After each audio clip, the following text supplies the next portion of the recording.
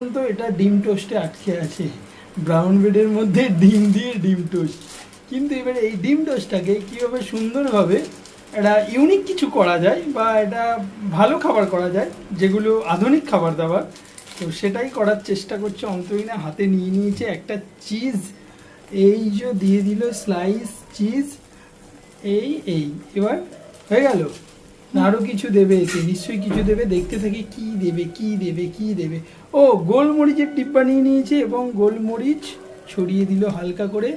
নিচে কিন্তু ডিম না দিতে চাইলে না দেবে। হ্যাঁ, নিচে কিন্তু ডিমটা ভাজা ভাজা হচ্ছে।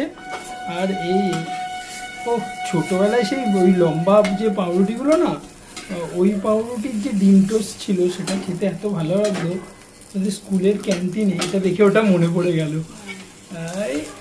বাহ বাহ, দারুণ চটপট হয়ে গেল।